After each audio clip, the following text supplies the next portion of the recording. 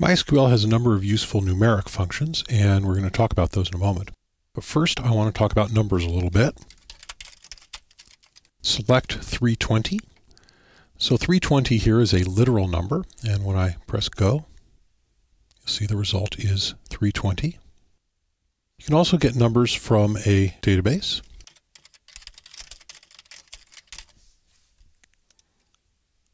So this will select the duration column from the track table in the album database. So there we have a bunch of numbers, and those come from a database. So for our demonstrations here, we'll be using mostly literal numbers. We will also use some numbers from a database. So let's start with this 320 number. And let's say I want to know how many minutes there are in 320 seconds. I could just divide by 60. And I see that there's 5 minutes and change. Now, what if I'm not interested in the change? I just want to know the whole minutes. So I can use div instead of the slash operator. And this is actually a function call. 320 div 60, and that'll give me 5. So there's 5 minutes, and we're not worried about the change here. If we're worried about the change, we can just say mod instead of div, and that will give us the modulus, which is the remainder of a division. And that'll tell us that there's 20 seconds after the 5 minutes are taken away. And this is really useful. As an example from the CRUD application, do something like this.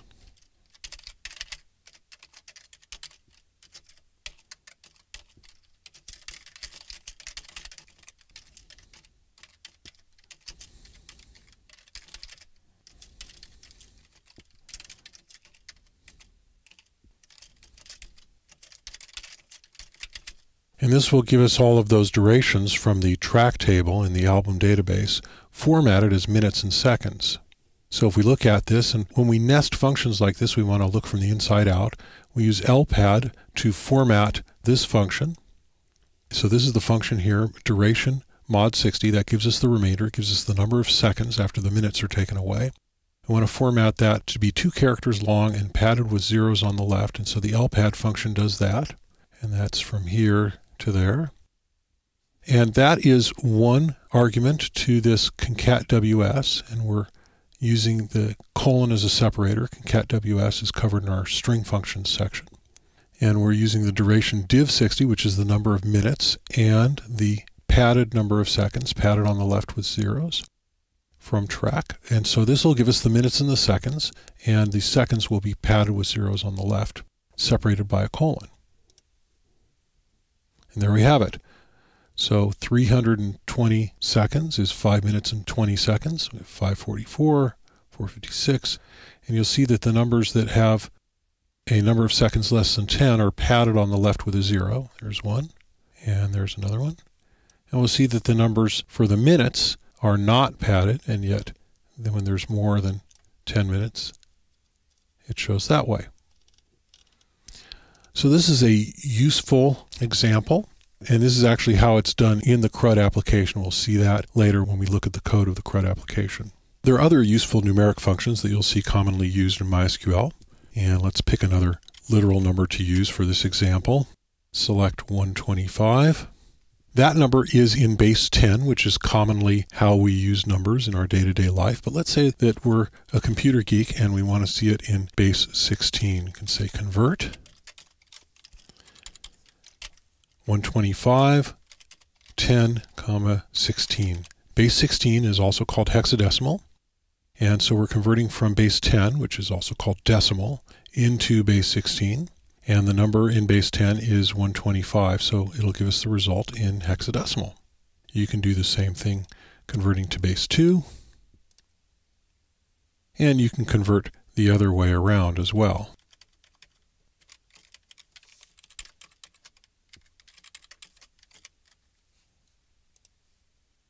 There are some shortcuts for some of the more common conversions. If you want to see 125 in hex, you can just say hex 125. Or if you want to see it in binary, you can say bin. That's base 2. And if you want to see it in octal, there's a shortcut for that, which is OCT, which is base 8.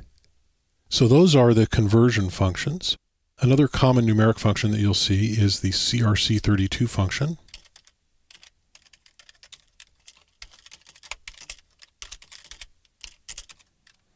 And this does what's called a cyclic redundancy check.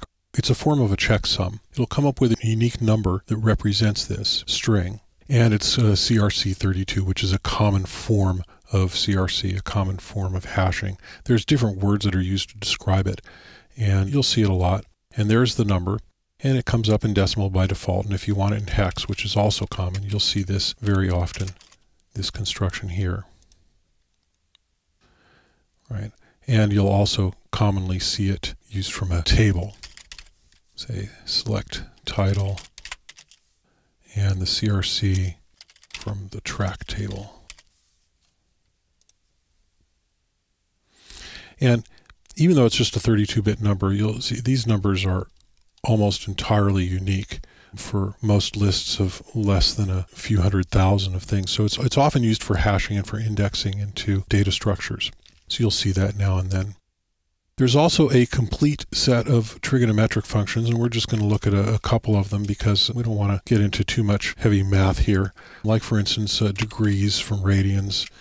Pi is half a circle in radians, and so have the pi function inside as the argument to the degrees function, and this will give us pi in degrees, which will come out to 180 degrees. Or if you want radians from degrees, you can say radians of 180. And that'll give you 180 in radians, which is more digits of pi than I have memorized. There's, of course, many more trigonometry functions. You've got sines and cosines and arctans and things like that. There's the common formatting function. You'll see this one a lot.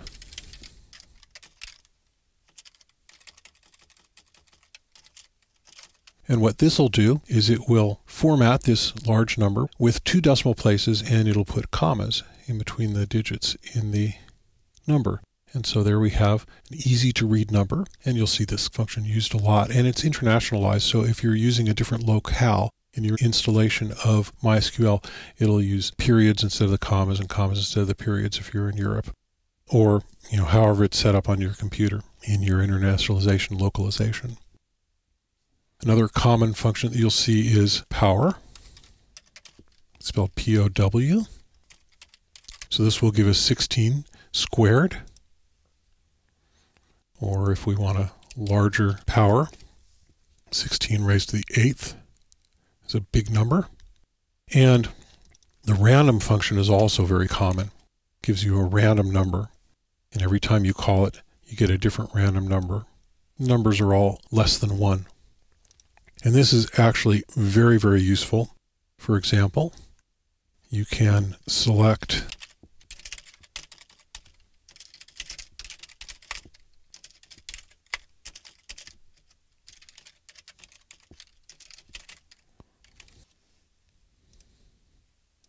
let's say I want a random list of countries from the world database.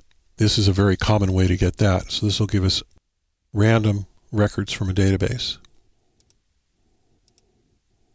Every time I click on it, I get 10 different random countries.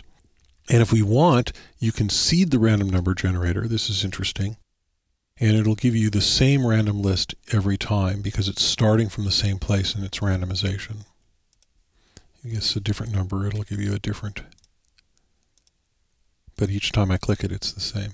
So those are the most common numeric functions that you'll see in MySQL. Of course, there are a lot more of them, and if you go to the MySQL website, you can find a complete list, but these are the ones that you'll see the most common and that you'll use the most commonly.